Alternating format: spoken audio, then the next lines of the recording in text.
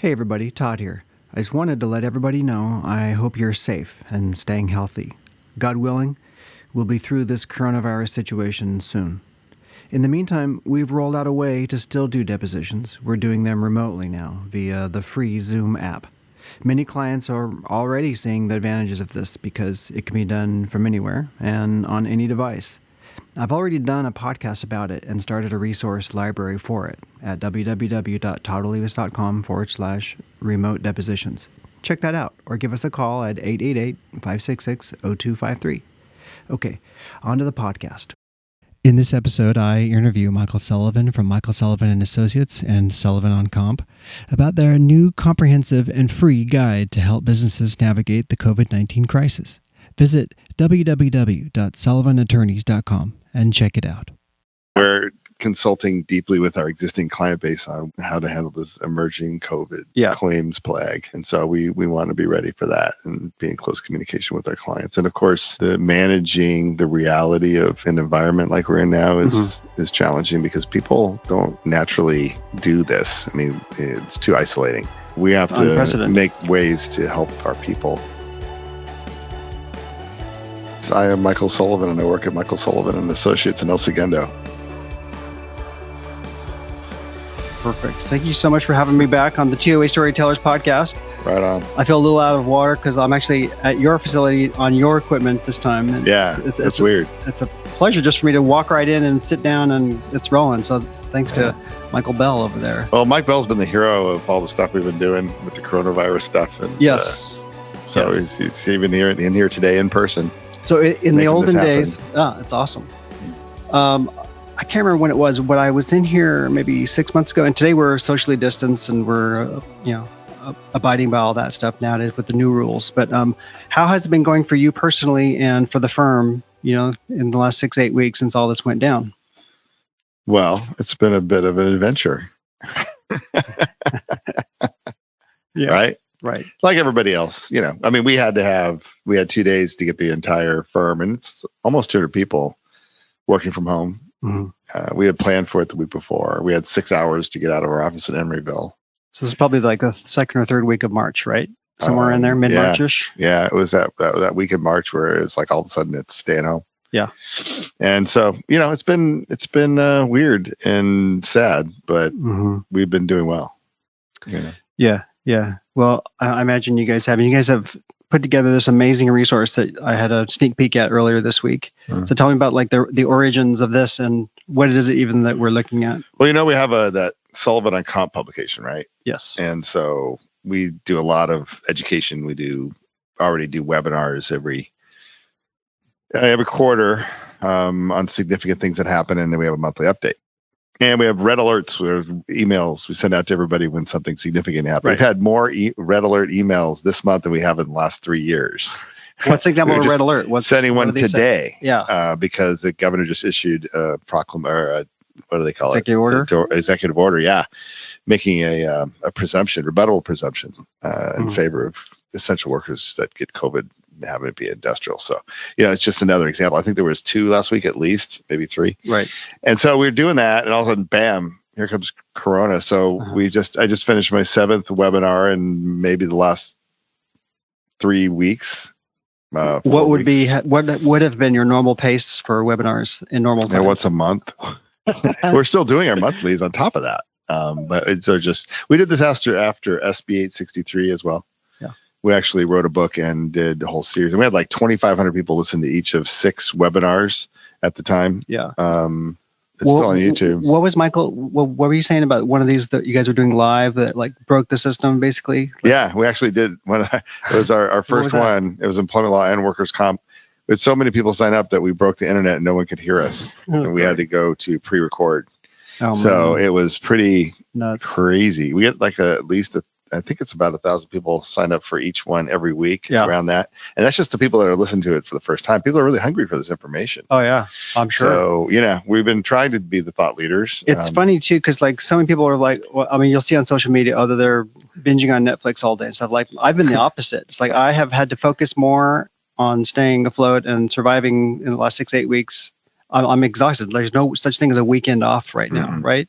No, it's 14-hour days for weeks, for like 3 weeks in a row, Saturdays, Sundays included. I can't even imagine what it's like for you because we're okay. We have our continuing business, right? Yeah. I mean, people still need defense lawyers. Sure.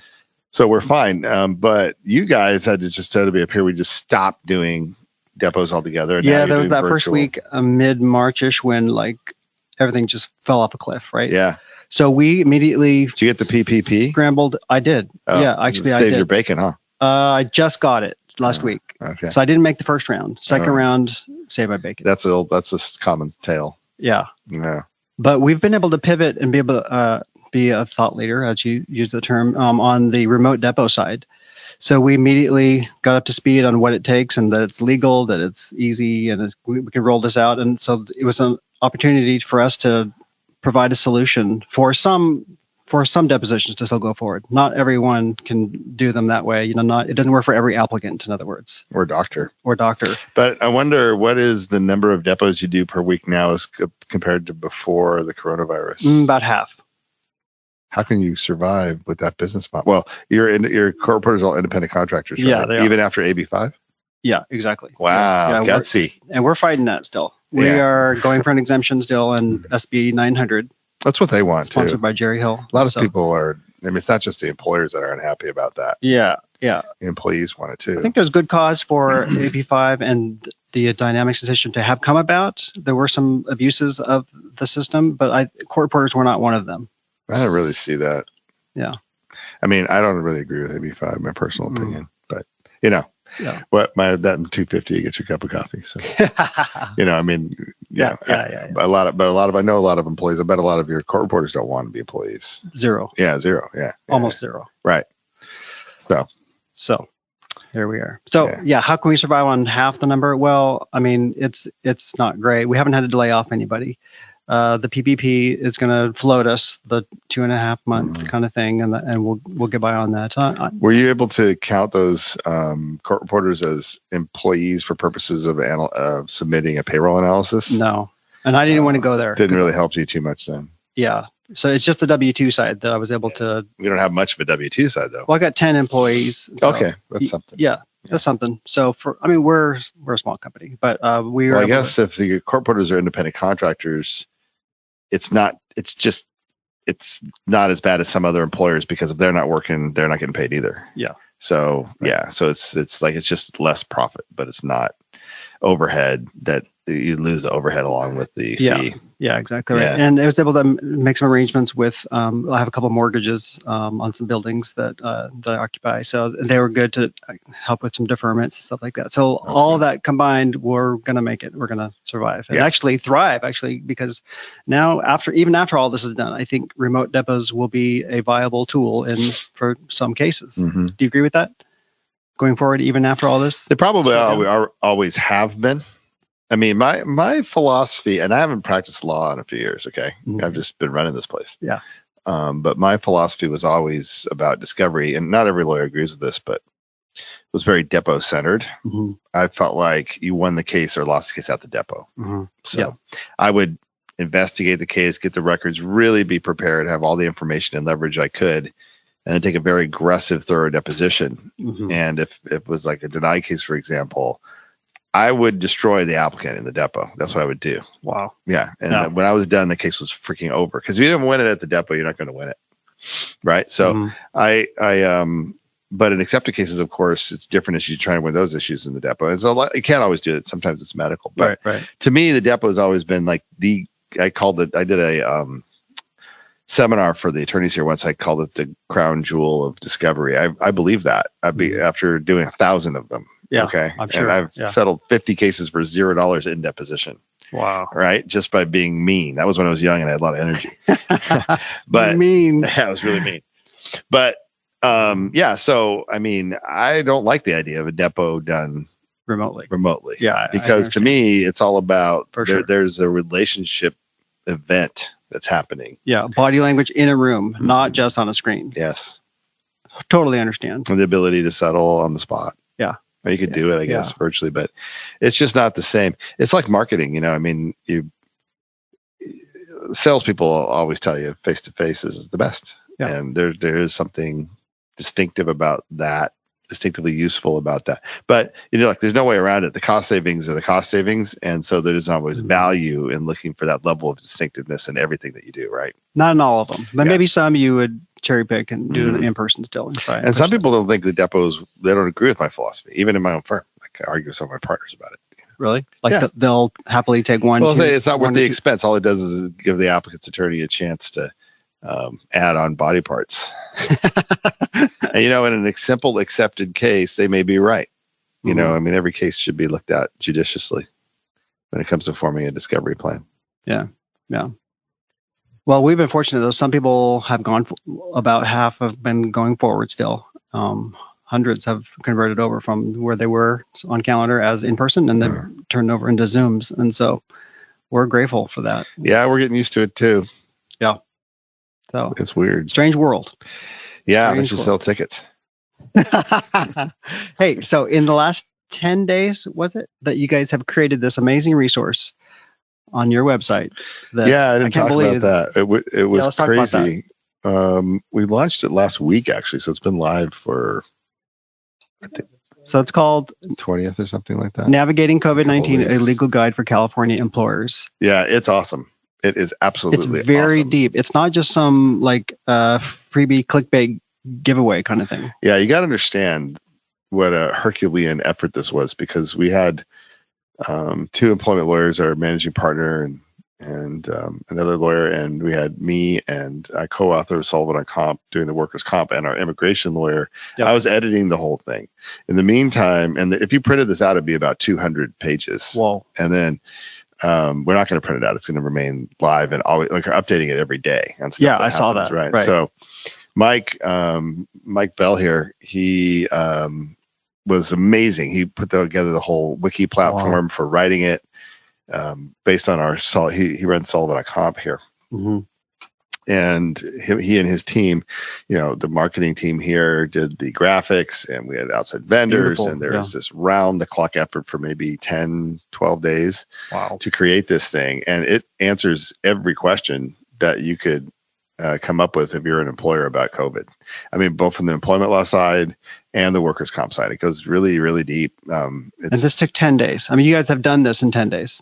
Normally, this would have been a 6-month project. Yeah, it would have been. But luckily, I mean, we already had the experience base from Sullivan Comp that helped us, reason through and do the thinking. Whose brainstorm was this? You hatched this in the middle of the night one night? Mike said we should do a book. We should do an ebook. And, I saw his answering face. All the questions, like a FAQ. I saw his face when he suggested it, because he knew that once he said it, I was going to latch onto it, and his life was going to be a living hell for 2 weeks.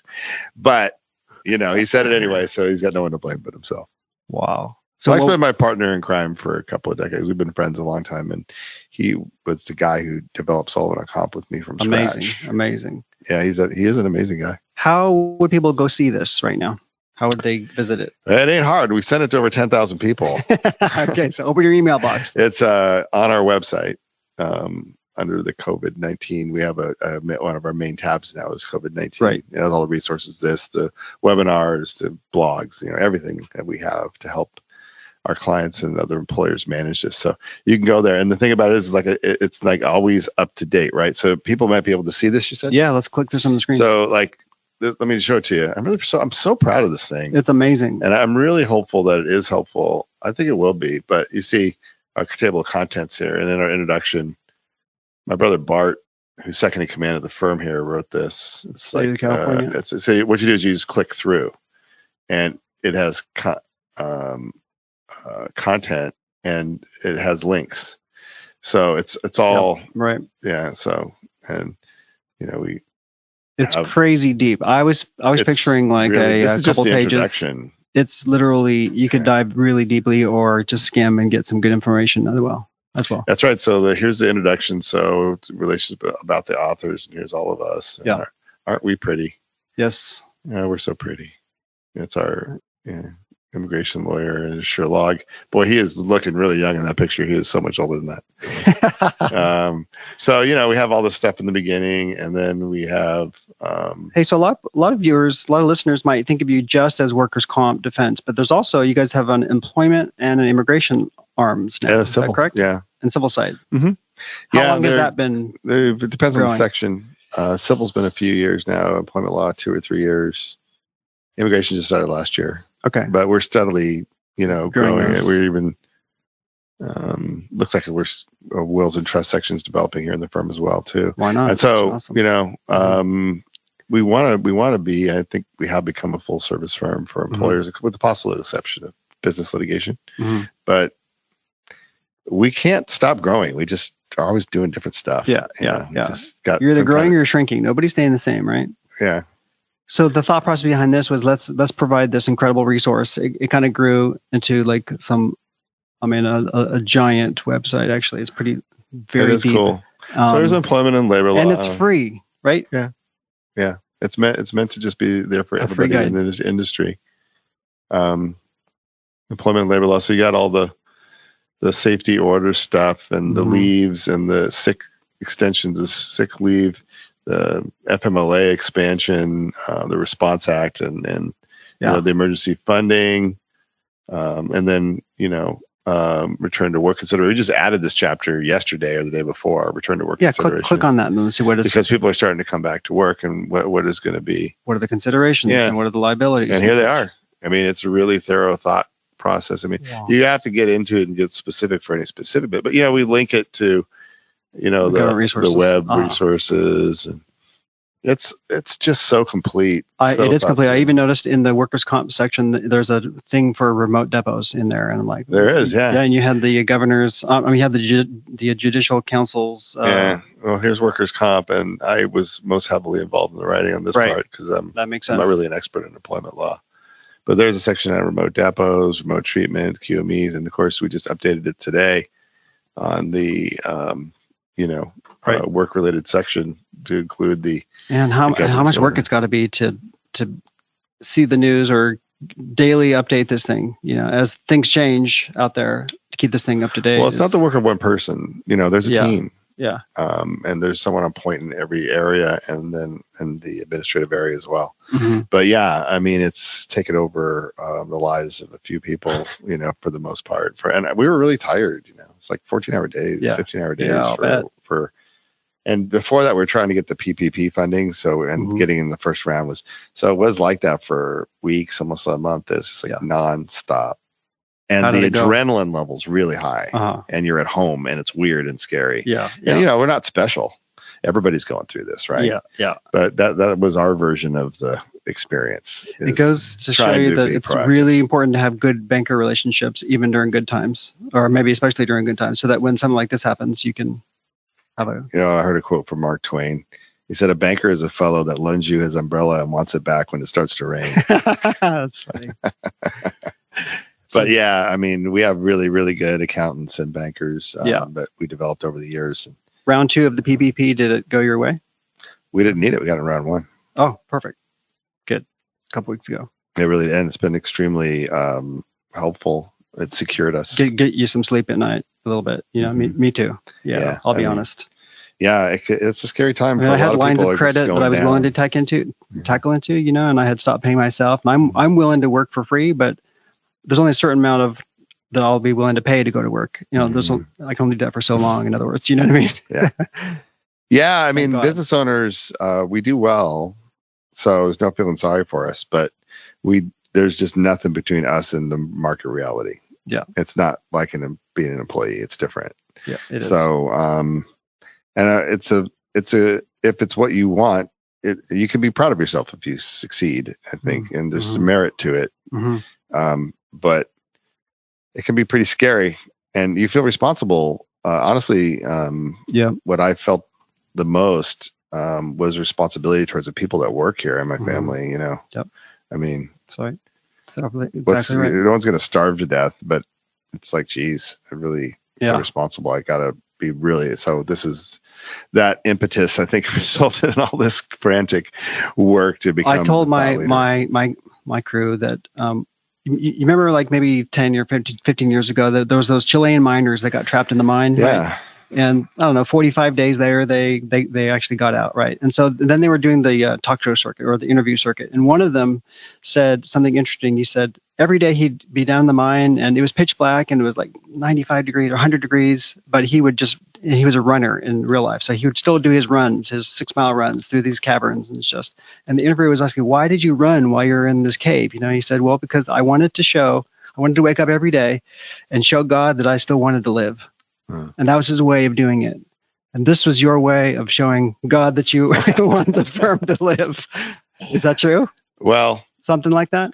Yeah. I mean, I'm going to probably leave God out of it for this one. Okay. But that's a whole different thing. But I know. This was our way of showing the industry that they had someone ready to lead. Yeah, a thought leader. You've said that earlier today. That's what we want to thought be. Leadership. I think we have become that. Yeah, I was going to say, because I've noticed about you, and how much of this do you think is true, is that you guys also have Sullivan on Comp as a thought leader. That is like it's the treatise. It's like the number one go-to treatise for all comp it turned into, And now you've turned the corner and pivoted and become a thought leader on this COVID-19 return to work stuff and all its parameters. How much of your success would you attribute to like these kinds of things, these resources? A lot. Mm-hmm. I think we were maybe 15, 18 lawyers when we published Sullivan and Comp in 2011. Mm-hmm. Now I think last count was 82, maybe more. And you attribute a lot of that growth to this resource? Lawyers are advocates, but most of the time what we are is consultants. We analyze and advise, and then we negotiate. And so you really better know this stuff. Right. Because that's why you have a job. Yeah. It's because you know something and you can think through the situations in this particular area of thought. So, right. I mean, thinking it through correctly and having that ability, having that resource is really invaluable. It's done a hell of a lot for us. Right. Well, once again, I think you guys have risen to the occasion and come up with something very unique. Thanks. I'm on the mailing list of a lot of people, and I've seen like somebody will send out their newsletter with some tips or about employment and all this stuff. But you guys have taken it to the nth level, created this guide. Yeah, we have a lot of energy. So just go to SullivanAttorneys.com. I'm kind of tired now. You tired? Mark looks tired. Well, the guide is done. The PP money's here, and so now you can take a nap. I'm afraid not. Now okay, we're consulting deeply with our existing client base on how to handle this emerging COVID, claims plague. Yes. And so we want to be ready for that and be in close communication with our clients. And of course, the managing the reality of an environment like we're in now is challenging because people don't naturally do this. I mean, it's too isolating. So we have to make people find ways to help our people deal with the psychological realities of this. And so there's still a very intense adrenaline-driven pace. I think it's just going to be this way for a while, but after a while, it just becomes normal. Yeah, the 14-hour days. Well, I'm down to like 10 or 12 now. There's no such thing as weekends. No, I didn't work on Saturday. You didn't? I worked on Sunday, but not Saturday. So that's pretty good. That is good. Besides, what else is there to do? You need it. What else is there to do? I know. Nothing else to do but work, really. Yeah. Well, and you poured yourself into this creative resource here that's so helpful. I think will help a lot of people. And I appreciate the kind words. Yeah, and I also think there's something to it. You wouldn't use the God word, but how about this? When you create something and throw it out there to the universe like this for free, I think something good happens back that is probably multifold of whatever you put out there. It's my theory. I'm not reluctant to discuss things that my belief system, but the thing about it is I was a philosophy major, so I'm stopping myself for your sake. Because I'll never stop. I'll talk about life and its meaning endlessly. I've watched a few episodes of you and your daughter and the daughter's friend. Talking about the Christianity videos. Yeah, we did. I just have had an abiding interest in theology generally. Yeah. Throughout my lifetime, and we did an exploration of what we know and don't know about the origins of Christianity from a historical, critical perspective. Just like if we looked at it from the viewpoint of just a pure historian, not through the eyes of faith, right? Yeah. And it was really interesting. It was. It was really. Yeah. We ended up with like 6. I thought 2 or 3 of them I watched. Yeah. People usually get through like 3 or 4, and then they give up. I didn't give up. I got distracted by my life. I get distracted. It's not I mean, I didn't do it to make money. I didn't do it for any particular audience. Yeah. I did it because I was internally motivated. I was curious. And I liked doing it with my daughter because I could see that her thought process was not as evolved as I would have liked it to have been.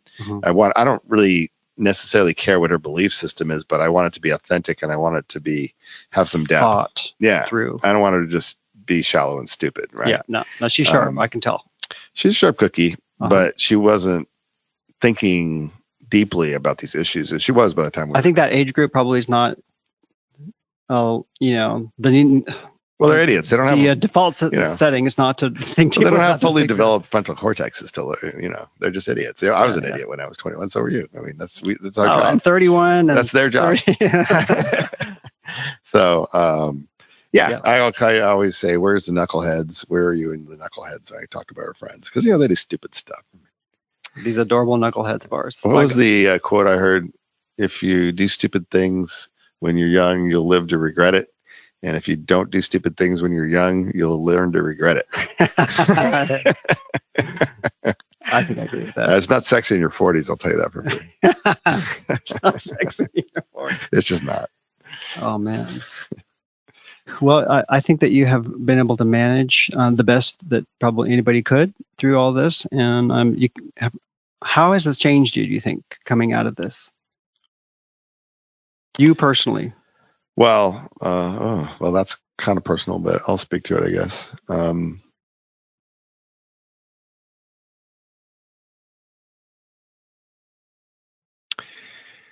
mean, it's like, I think, for me and everybody else, there's a multiple facets to this kind of reality.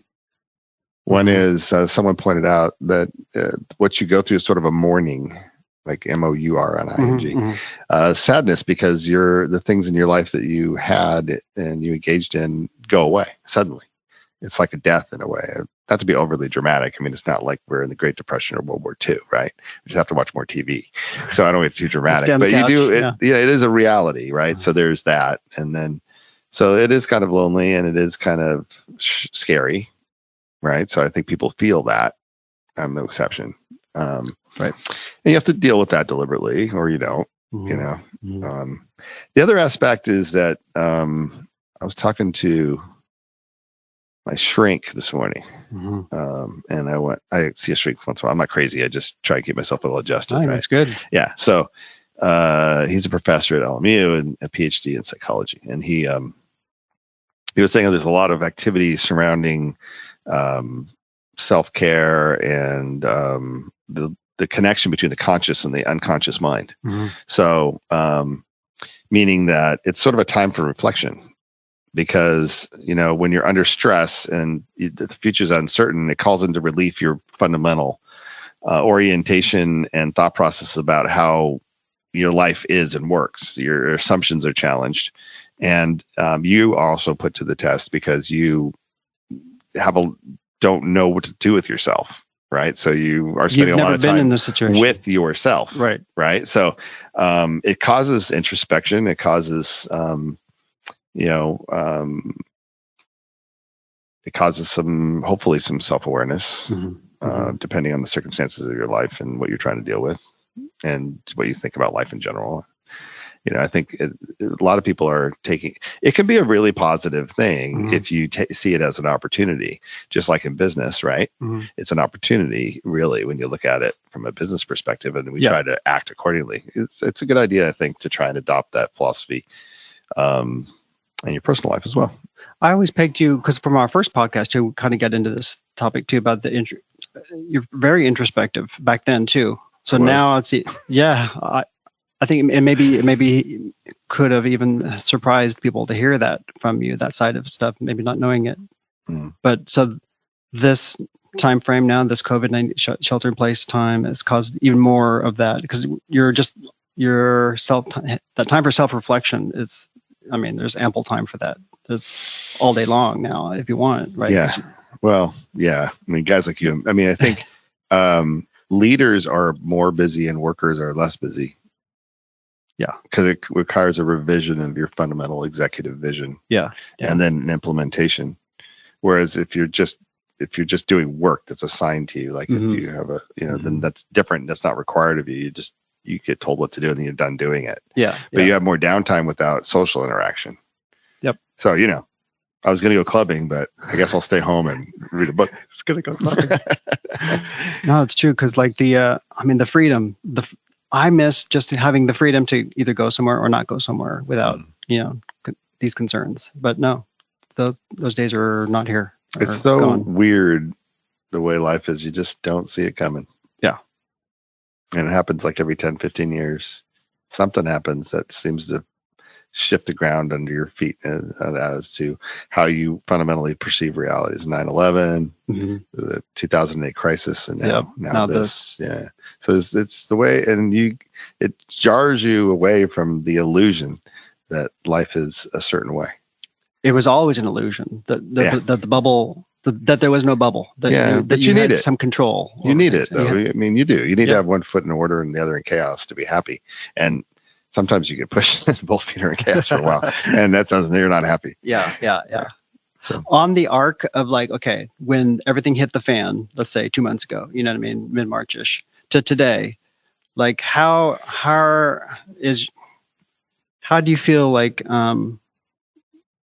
it's going, you know what I mean? Or like how far along in the journey of the total before things for you guys would kind of get back to some kind of normalcy? Are you asking about like business practice? Yeah, like people coming to work and sitting in. It's hard to say because we don't know. We don't know how long we're going to be kept away from work, and we don't know how long it'll take to reintegrate, and we don't know if there'll be a relapse. That's the thing. Wave 2 is the real unknown. So I think the honest answer is I just don't know. That's an honest answer. If I had to guess, I don't think I think we'll probably won't see many, if any, big conferences. I think we'll probably go back to work. I think businesses will be maybe keeping some people stay working at home. Things may change permanently in some ways. Yeah. But I think that it's hard to imagine a total return to normalcy before the end of the year and maybe even longer. Right. Just because, we don't have a cure for this thing and it doesn't go away. It doesn't. We can, to the extent we re-engage, we have higher risk, but we can't not engage forever. So it's going to be an odyssey. If there was a magic wand, you know what I mean, and things could go back to normal, would you retain any of the stuff that you guys have had to shift to get to today? You know what I mean? Like some of the working from home, the remote stuff, would you keep some of that in place even then? Oh, you mean, is there any positive changes that resulted we may keep permanent? Yes. Yeah, exactly. I think so. The work at home thing is, we have an office, so the lease is up at the end of November. We were going to buy a building. We're starting to do that. That's right. I think you're telling me that. Yeah, it's cool, but we stopped because we don't know what's going to go on with the market. I mean, it's probably going to tank. It probably is tanking, and we're not going to buy anything right now. And so we're looking for a place to lease. And out of 10 lawyers, I think there's something like that in that office. 7 of them said, "Yeah, I wouldn't mind if I just had a office, not a personal office, but a group office. I can come in, but mostly I work at home." Okay. And all the legal secretaries said the same thing. Rather work at home. So now we're weighing. I mean, obviously we can save on office space and stuff like that, but we're weighing in our minds what kind of permanent policies we want to create. We don't know the answer yet, but there's opportunities there in terms of efficiency. There may be losses too. We got to be careful about that. But there's apparently opportunities that may come from this. I think it's interesting because my staff is like kind of split. Like some of them are dying to get back, and others are, hey, and the productivity has been off the charts. Actually, you know what I mean. My team has kicked ass. Even at home, and we've been doing daily Zoom meetings, and we've never been this collaborative, this connected as an overall team. We haven't missed one weekday of a Zoom meeting.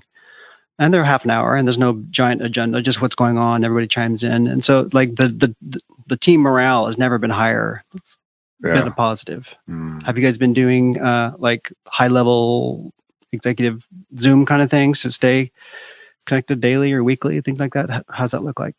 Well, we already had in place a systemic set of meetings. So I meet with by phone the manager of every office every week, once a week, and biweekly we have lengthy web Zoom meetings. We've already had those in place. Okay. So we've sort of continued to just do that. We've talked, but we've always been really closely knit and with high levels of communication.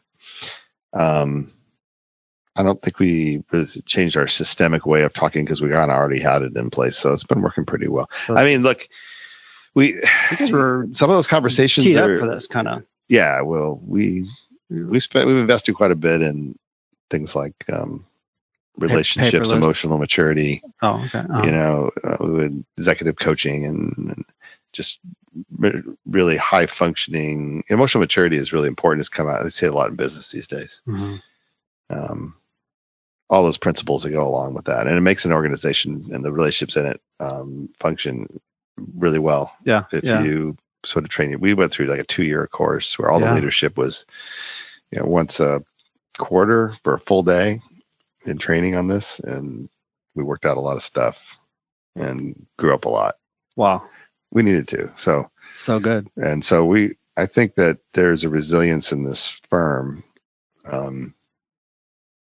that was earned back then, over time. Yeah. Right. Yeah. If this had hit us 5 years ago, it would have been different. This guide, I'm pointing at your Navigating COVID-19, a legal guide for California employers guide that's now free on your website, is, I think, fruit from that kind of investment in yourself and in your executive and in the firm, to take those hard things and have a consultant come in and say, hey, Mike, you need to grow up in some of these areas. Hey, guys, these things are out of whack. Let's fix them.